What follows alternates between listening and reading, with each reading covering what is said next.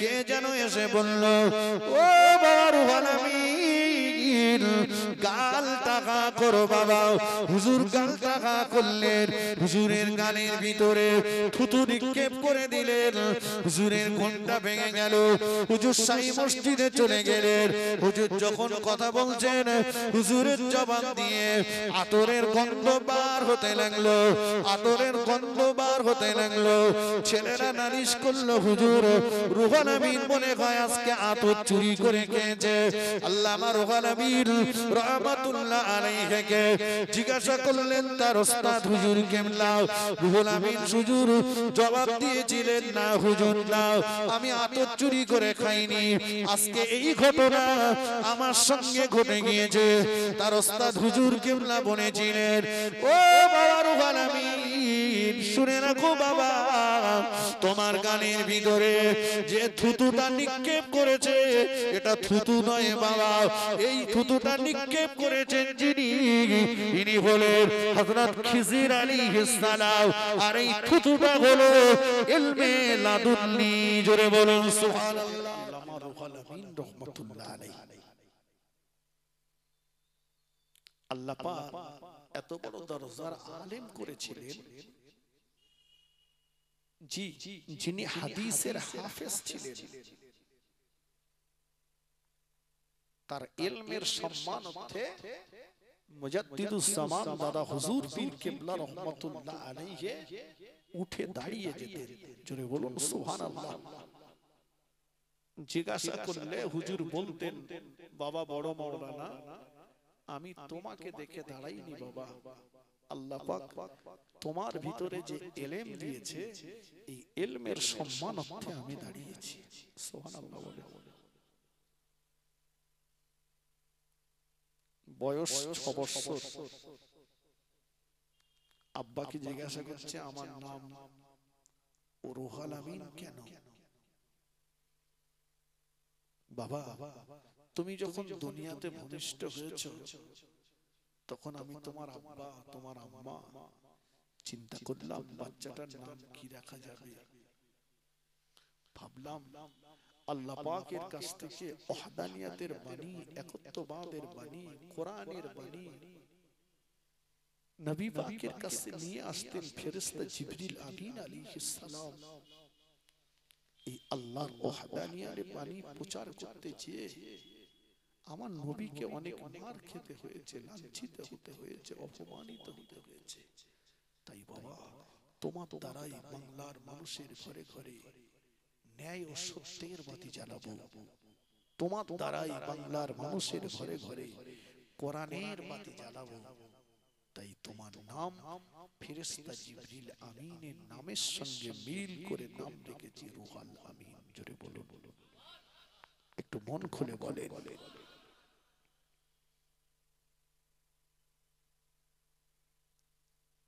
আব্বা মায়ের মনের আশা পূরণ হয়েছে না হয়নি? কথা বলেন। বসিরহাটের বড় মাওলানা ও বাজানেরা, আল্লামা রুহুল আমিন রাহমাতুল্লাহ আলাইহি তাকিয়ানপুর থেকে বসিরহাটের শাহী মসজিদে চলে আসতেন পড়ার জন্য, কোরআন শরীফ শেখার জন্য। হুজুরের আম্মা জান হুজুরের হাতে কিতাব তুলে দিয়ে বলতেন, ও বাবা রুহুল আমিন যাও বাবা, তোমাকে কোরআন শরীফ শিখতে হবে বাবা, তোমাকে দ্বীনের ইলম অর্জন করতে হবে বাবা, তোমাকে কোরআন শরীফ শিখতে হবে বাবা, তোমাকে দ্বীনের ইলম অর্জন করতে হবে বাবা। বসিরহাটের আল্লামা রুহুল আমিন রাহমাতুল্লাহ আলাইহি হেঁটে হেঁটে হেঁটে হেঁটে চলে আসতেন বসিরহাট শাহী মসজিদে। হুজুর আমার আসতে আসতে একদিন হরিতকি বৃক্ষের তলায় বসে পড়লেন। হুজুর যেন ওই বৃক্ষের তলায় বসে গাছে হেলান দিয়ে হুজুর তন্দ্রস্তন্ন হলেন। কে যেন এসে বলল, ও বাবা রুহুল আমিন গাল টাকা করো বাবা। হুজুর গাল টাকা করলেন, হুজুরের গালের ভিতরে থুতু নিক্ষেপ করে দিলেন, হুজুরের ঘন্টা ভেঙে গেল। হুজুর শাহী মসজিদে চলে গেলেন। হুজুর যখন কথা বলছেন, হুজুরের জবান দিয়ে আতরের গন্ধ বার হতে লাগলো, আতরের গন্ধ বার হতে লাগলো। ছেলেরা নালিশ করলো, হুজুর রুহুল আমিন মনে হয় আজকে আতর চুরি করে খেয়েছে। আল্লামা রুহুল আমিন রাহমাতুল্লাহ আলাইহিকে জিজ্ঞাসা করলেন তার ওস্তাদ হুজুর কেমলা। রুহুল আমিন হুজুর জবাব দিয়েছিলেন, না হুজুর না, আমি আতর চুরি করে খাইনি, আজকে এই ঘটনা আমার সঙ্গে ঘটে গিয়েছে। তার ওস্তাদ হুজুর কেমলা বলেছিলেন, ও বাবা রুহুল আমিন শুনে রাখো বাবা, তোমার গানের ভিতরে যে থুতুটা নিক্ষেপ করেছে এটা থুতু নয় বাবা, এই থুতুটা নিক্ষেপ করেছেন যিনি, ইনি হলেন হযরত খিজির আলাইহিস সালাম। আর এই থুতুটা হলো ইলমে লাদুন্নি। জোরে বলুন সুবহানাল্লাহ। ইলমে লাদুন্নি হলো আল্লাহ পাকের খাস প্রদত্ত ইলম, আল্লাহ পাকের খাস প্রদত্ত ইলম ইলমে লাদুন্নি। ও বসিরাতে বড় মাওলানা আল্লামা রুহুল আমিন রাহমাতুল্লাহ আলাইহি বাংলা জমিনে যখন কাদিয়ানী দলেরা মাথা চাড়া দিয়ে উঠেছিল, দাদা হুজুর পীর কেবলা রাহমাতুল্লাহ আলাইহি বসিরাট হুজুরকে ডেকে বলেছিলেন, ও বাবা বড় মাওলানা, এই বাংলা জমিনে কাদিয়ানীরা বড় বাড়াবাড়ি করছে বাবা, এই কাদিয়ানীরা বাঙালি মুসলমানদের ঈমানকে লুটে নেওয়ার চেষ্টা করছে বাবা, এদের বিরুদ্ধে তোমার কলম চালাতে হবে। আল্লামা রুহুল আমিন রাহমাতুল্লাহ আলাইহি বলেছিলেন, হুজুর আপনি আমার জন্য দোয়া করুন। হুজুর আল্লামা কলম চালাতে লাগলেন, কলম চালিয়ে একটি কিতাব লিখলেন। ওই কিতাবটার নাম হলো রদ্দে কাদিয়ানী। কাদিয়ানী রদ আজও পর্যন্ত বাংলা জমিনে কোন মা এমন সন্তান জন্ম দিতে পারেনি। বসিরাট হুজুরের লেখা রদ্দে কাদিয়ানী কিতাবের একটা লাইন ভুল বলে প্রমাণ করে দেবে। বাংলা জমিনে শিয়া দলেরা যখন মাথা চাড়া দিয়ে উঠেছিল, দাদা হুজুর পীর কেবলা রাহমাতুল্লাহ আলাইহি বসিরাটের বড় মাওলানা আল্লামা রুহুল আমিন রাহমাতুল্লাহ আলাইহি ডেকে বলেছিলেন, ও বড় মাওলানা, শিয়াদের বিরুদ্ধে তোমার কলম ধরতে হবে বাবা। হুজুর আল্লামা বলেছিলেন, হুজুর আপনি দোয়া করুন। হুজুর আল্লামা কলম চালাতে লাগলেন, কলম চালিয়ে একটি কিতাব লিখলেন। ওই কিতাবটার নাম হলো রদ্দে শিয়া। আজও পর্যন্ত শিয়াদের ভিতরে কোন মা এমন সন্তান জন্ম দিতে পারেনি। হুজুর আল্লামার রদ্দে শিয়া কিতাবের একটা লাইন ভুল বলে প্রমাণ করে দেবে। ও বাংলা জমিনে একদল আলেমেরা যখন কানমাসনা জায়েজ ফতোয়া দিয়েছিল, দাদা হুজুর পীর কেবলা রাহমাতুল্লাহ আলাইহি বসিরাটের বড় মাওলানা আল্লামা রুহুল আমিন রাহমাতুল্লাহ আলাইহি ডেকে বলেছিলেন, ও বাবা বড় মাওলানা, এদের বিরুদ্ধে তোমার কলম চালাতে হবে বাবা। হুজুর আল্লামা বলেছিলেন, হুজুর আপনি দোয়া করুন। হুজুর আল্লামা কলম চালাতে লাগলেন, কলম চালিয়ে একটি কিতাব লিখলেন। ওই কিতাবটার নাম হলো ইসলাম ও সঙ্গীত। আজও পর্যন্ত বাংলা জমিনে এমন কোন আলেমের জন্ম হয়নি হুজুর আল্লামার লিখিত ইসলাম ও সঙ্গীত কিতাবের একটা লাইন ভুল বলে প্রমাণ করে দেবে। এ বাংলার মুসলমানেরা যখন গোয়াল ঘরে গরু ঘরে এরা যখন মানিকের দান দিত, এরা যখন হাজত মান্নত করত, দরগায় যে শিরক বিদআত করত, দাদা হুজুর পীর কেবলা রাহমাতুল্লাহ আলাইহি বসিরাটের বড় মাওলানা আল্লামা রুহুল আমিন রাহমাতুল্লাহ আলাইহি হুজুরকে ডেকে বলেছিলেন, ও বাবা বড় মাওলানা, বাংলার মুসলমানদের ঈমান বাঁচানোর জন্য তোমার কলম ধরতে হবে বাবা। আল্লামা রুহুল আমিন রাহমাতুল্লাহ আলাইহি কলম চালাতে লাগলেন। হুজুর দোয়া করুন। কলম চালাতে শুরু করলাম। হুজুর আল্লামা কলম চালাতে লাগলেন, কলম চালিয়ে হুজুর আল্লামা একটি কিতাব লিখেছিলেন, ওই কিতাবটার নাম হলো কলেমাতুল কুফর। আজও পর্যন্ত বাংলার জমিনে এমন কোন আলেমের জন্ম হয়নি হুজুর আল্লামার কলেমাতুল কুফর কিতাবের একটা লাইন ভুল বলে প্রমাণ করে দেবে। বাংলার জমিনে দেওবন্দি তাবলীগ জামাতেরা যখন আখিরি জোহরের নামাজ নিয়ে ফতোয়াবাজি করছিল, দাদা হুজুর কিবলা বললেন, ও বাবা বড় মাওলানা, আখিরি জোহরের পক্ষে তোমার কলম চালাতে হবে বাবা। হুজুর আল্লামা বললেন, হুজুর আপনি দোয়া করুন। হুজুর আল্লামা কলম চালাতে লাগলেন, কলম চালিয়ে একটি কিতাব লিখলেন। কিতাবটার নাম হলো আখিরি জোহর প্রসঙ্গ। আজ পর্যন্ত দেওবন্দি তাবলীগ জামাতের ভিতরে এমন কোন আলেমের জন্ম হয়নি হুজুর আল্লামার আখিরি জোহর প্রসঙ্গ কিতাবটাকে ভুল বলে প্রমাণ করে দেবে। বরঞ্চ তাবলীগ জামাতের গুরুর গুরু মরহুম মাওলানা তায়ের সাহেব হুজুর রহমাতুল্লাহ আলাইহি পাকড়ার জমিনে যার মাজার চৈতা মালতীপুরের বাগানে দাঁড়িয়ে বনেছিল। এই বাংলার মুসলমানেরা শুনে রাখো, বাংলার জমিনে যত টুপিদারি দেখতে পাওয়া যাচ্ছে এর ভিতরে বেশিরভাগই হলো আল্লামা রুহুল আমিনের অবদান।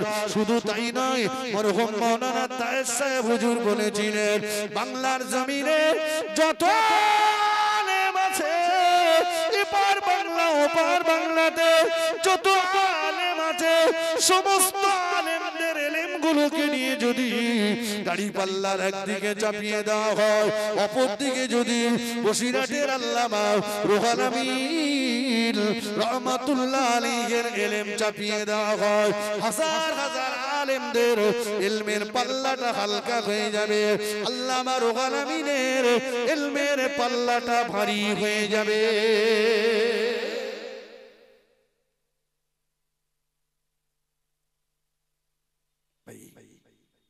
বাপ মায়ের ইচ্ছা ছিল রুহুল আমিনের দ্বারাই বাংলার মানুষের ঘরে ঘরে ন্যায় সত্যের বাতি জ্বালাবো। মা বাপের আশা পূরণ হয়েছে না হয়নি? একটু হ্যাঁ না বলেন। আমাদের কচি ঠ্যাং সোজা করে ফেলতে পারে না, কচির বাপ বলতে যা, আর এরকম করে ঘুরিস না, একটু যা, মাল কামাই করলে। ও সেলাই কারখানায় চলে গেছে, কাজ একটা ঠিক করে সেখানে যে তেরেঙ্গা শেখর গুটকা শান্তি অশান্তি পয়মাল করে দিচ্ছে খেয়ে। জি, এইবার কিছুদিন পরে ওর হাতে একটু পয়সা করি এসছে, একটা ঠেলা কল কিনেছে, বুঝলেন? ঠেলা কল। এখন ও তো লেখাপড়া জানে না, ঠেলতে ঠেলতে কারগইলির গরু কারগইলি তুলে দিয়েছে, রাত 12টার সময় পুলিশ এসে হাজির। সে কই কেন? ডাকো, চলো, তোমার আর বাড়ি ছুটি হবে না, আমরা শোয়ার জায়গা করে রেখেছি। এখন ওর নামে যা কেস হয়েছে, ও ছাড়াতে গেলে 50,000 টাকা খরচ। কত সত্য না মিথ্যা? 50টা টাকা এখনো ইনকাম করে এনে দেয়নি, ও ছাড়াতে 50,000 টাকা খরচ। দোষকার ওকে যদি ছোটবেলা একটু লেখাপড়া শেখাতাম, তাহলে ও অন্তত মোবাইলটা ধরে বুঝতো যে কোন গোয়ালের গরু কোন গোয়াল ঘরে দিতে হবে। বুঝতে পারিনি? বলে যা রেখে যাচ্ছি, আমার একটা ছেলে বসে খাবে। হ্যাঁ খাবে মানে খাচ্ছে, তো খাচ্ছে, ও গাছে হেলান দিয়ে বিড়ি খাচ্ছে। চাচা বলে, হ্যাঁ দোকান খুলবি না আজকে? ওর বাজারে একটা দোকান দেব। চাচা, আমার বাপ তোমার বন্ধু ছিল না? বলে হ্যাঁ ছিল তো। তুমি কিরাম ভুলে গেলে? আজকে বাপের সেই বছর ক্রিয়া হচ্ছে, বাড়ি এই তারিখে আব্বা মরে গেছিল না, তার বাড়ি খতম হচ্ছে। কি হচ্ছে? কত কোরআন শরীফ খতম করছে। কারা করছে? মাদ্রাসার ছেলেরা করছে, ইমাম সাহেব করছে। আর ও গাছ হেলান দিয়ে কি খতম করছে? বিড়ি খতম করতেছে, ওর বাপের রুহে সব পাঠাবে। দেখেন এবারে বলছি, যদি ওকে অন্তত ন্যূনতম জ্ঞানটুকু ওর ভিতরে দিতে, তাহলে ওই দিনে অন্তত ও জানে যে কোরআন শরীফ দেখলে সওয়াব, পড়লে সওয়াব, শুনলেও সওয়াব। জোরে বলুন, একটু মন খুলে বলে। অতএব আমি কোরআন শরীফ পড়তে জানি না, কিন্তু আমার আব্বা সবরে ফানি করতে যারা আমার বাড়িতে কোরআন পড়তে এসেছে, আমি আজকে সময়টা আর বাইরে দেব না। রান্না বাড়া গিন্নি করছে, আমি ওযু করে, আমি গোসল করে ওযু করে এসে আমি পড়তে পারি না, কিন্তু হাফেজ সাহেবরা পড়ছে, আমি বসে বসে শুনবো। শুনলেও সওয়াব পাওয়া যাবে। জোরে বলুন না সুবহানাল্লাহ। দেখবেন সেই বিদ্যা বুদ্ধিটুকু নেই বলে সবাই যখন ওর আব্বা সবরেসানি করতে যাচ্ছে, ও তখন লুঙ্গি গুঁড়ুচ্ছে।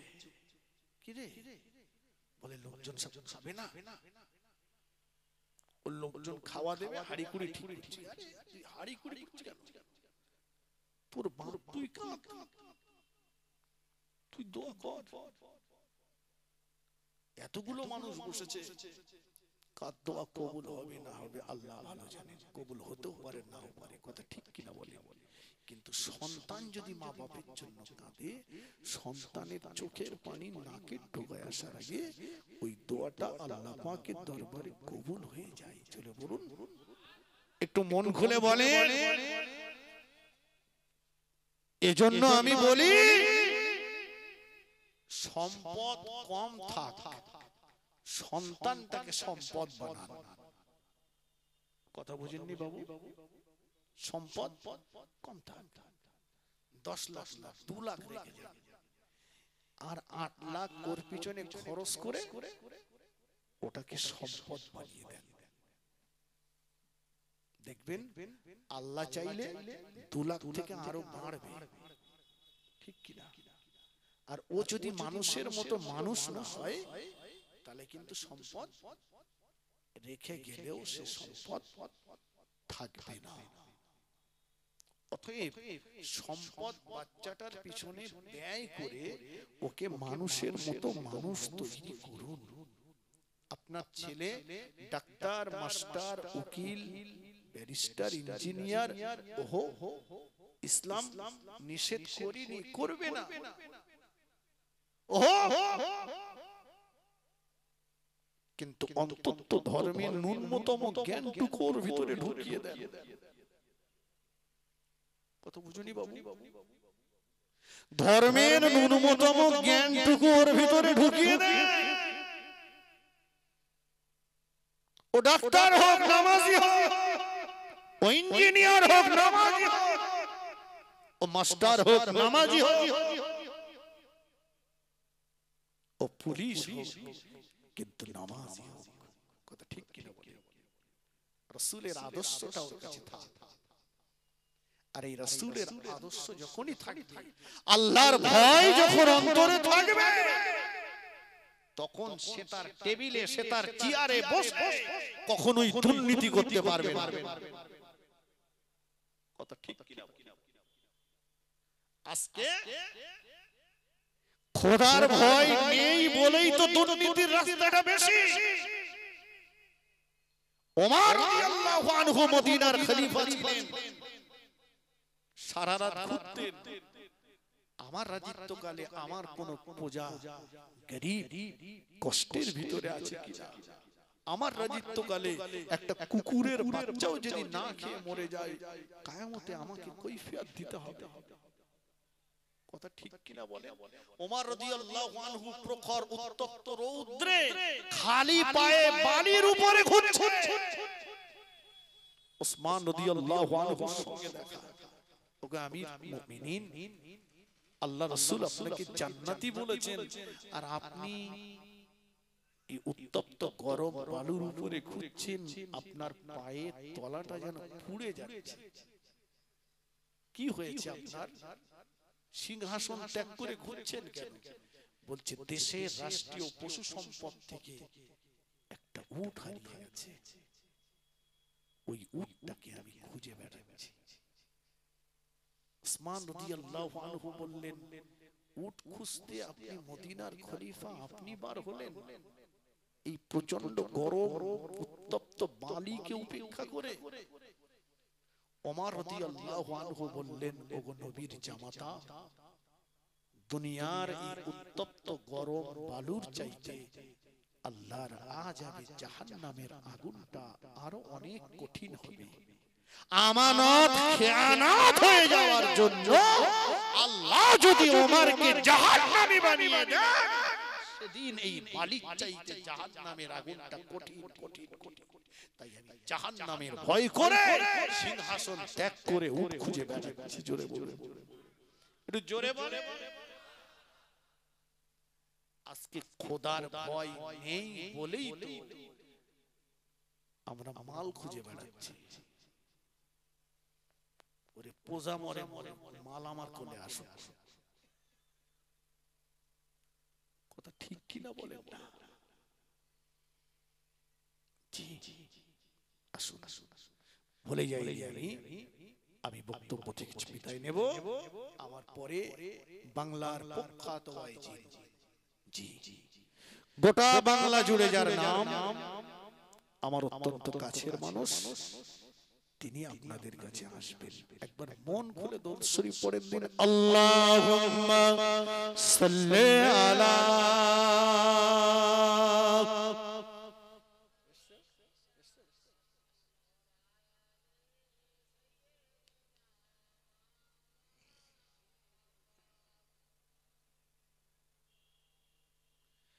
ওগো মা আমিনা,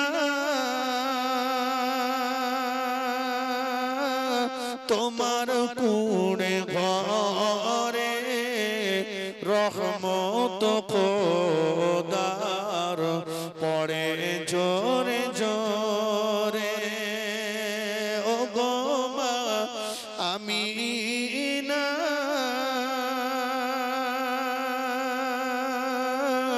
তোমার ভাঙা ঘরে রহমত খোদার পড়ে জোরে জোরে। আল্লাহুম্মা সাল্লি আলা।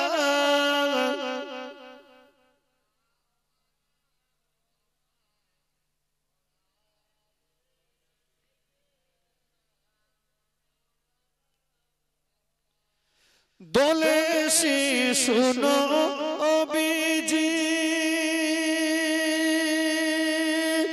আমিনার আঙিনায়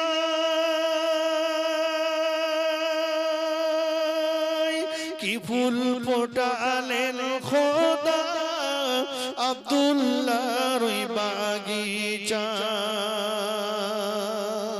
দোলে শুনো বিজি, আমিনার আঙিনায়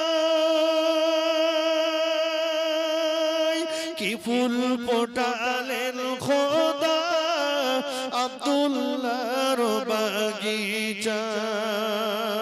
সেই ফুলের খুশবুতে আজ জগৎ গেল ভোরে, রহমত খোদার পড়ে জোরে জোরে। ওগো মা আমিনা, তোমার কুড়ে ঘরে রহমত খোদার পড়ে জোরে জোরে। আল্লাহুম্মা সাল্লি আলা।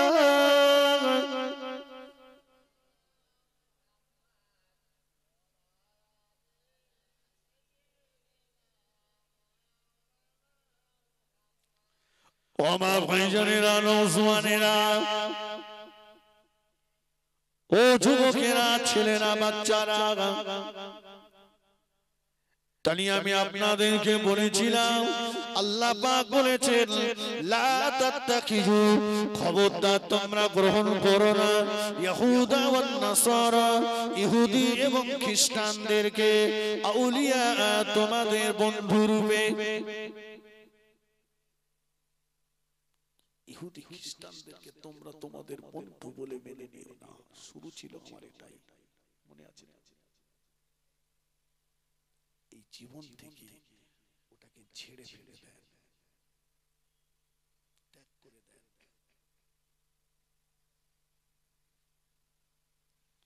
ও ভাইয়েরা, ও নওজোয়ানেরা,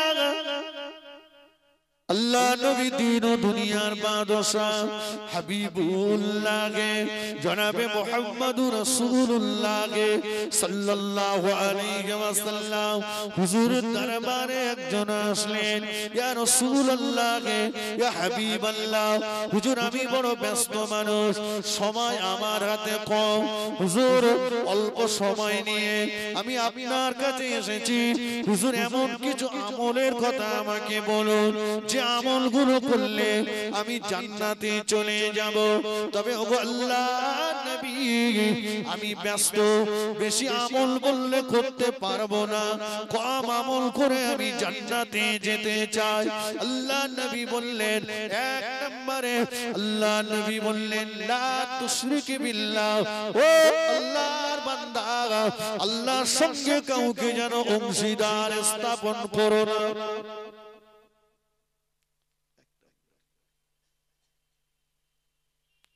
জান্নাতে যদি যেতে চাও তাহলে এক নাম্বার আল্লাহর সঙ্গে কাউকে শরীক করো না। পৃথিবীতে যত নবী রাসূল এসেছেন একটাই কথা বলেছেন, লা ইলাহা ইল্লাল্লাহ। এটা সবার ছিল না? ছিল না? কথা বলে, লা ইলাহা ইল্লাল্লাহ। পরিবর্তন হয়েছে নূহ নবিউল্লাহ, ইব্রাহিম খলিলুল্লাহ, ইসমাঈল জাবিহুল্লাহ, পরিবর্তন হয়েছে ঈসা রুহুল্লাহ, মুহাম্মাদুর রাসূলুল্লাহ। কিন্তু শুরুতেই ছিল লা ইলাহা ইল্লাল্লাহ, আল্লাহ ছাড়া কোনো মাবুদ নাই।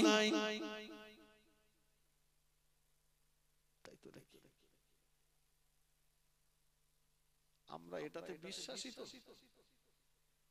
একটু হ্যাঁ না বলে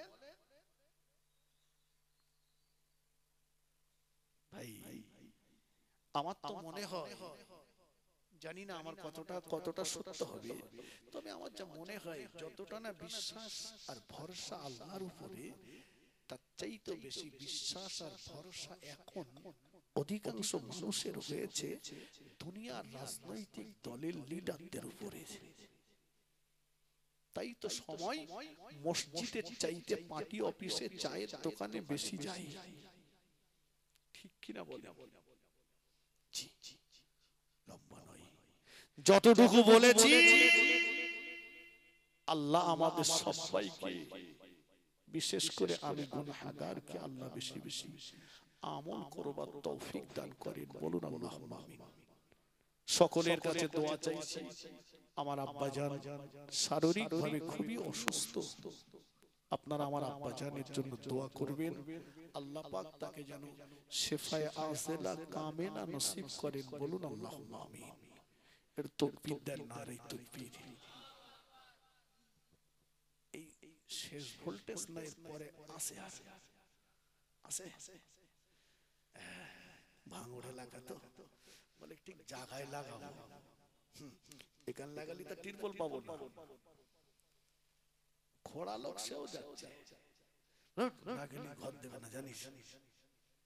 হ্যাঁ, ও ঘর দেবে না, আর আল্লাহ চাইলে তোর ঘরে সুতি দেবে না, ঠিক কিনা বলে? নামটা জোরে কান নেবেন, একটু মন খুলে বলেন নারে তাকবীর, নারে তাকবীর, জনাব আল-গাজ হাফেজ কারি মাওলানা হিজবুল্লাহ খুঞ্জি সাহেব, জনাব আল-গাজ হাফেজ কারি মাওলানা হিজবুল্লাহ খুঞ্জি সাহেব, নারে তাকবীর। বিদায় নিলাম সিলসিলায়ে মুজাদ্দিদে জামানের উজ্জ্বল নক্ষত্র, আমার অত্যন্ত কাছের মানুষ, আমার খুব কাছের বন্ধু, খুব কাছের বন্ধু, মানে দুজনা একই পেটের, জি জি। আল্লাহ কবুল করেন, আল্লাহ আমাদের সবাইকে দ্বীনের খাদেম হিসেবে আল্লাহ যেন কবুল করে নেন, বাকি জীবনটুকু আল্লাহ যেন নিরাপত্তার সঙ্গে দ্বীন ইসলামের খিদমত করার তৌফিক দান করেন। বলুন সকলে আল্লাহুম্মা আমিন। ওয়া আখিরু দাওয়ানা আনিল হামদুলিল্লাহি রাব্বিল আলামিন। মুহাব্বতের সঙ্গে উচ্চ আওয়াজে দরুদ শরীফ আল্লাহুম্মা